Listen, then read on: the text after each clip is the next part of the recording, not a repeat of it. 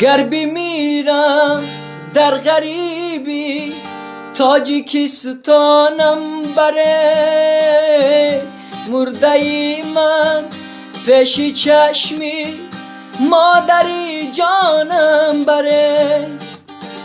گر بمیرم در غریبی تاجیکستانم بره، مرده ای من پیش چشمی مادری جانم بره.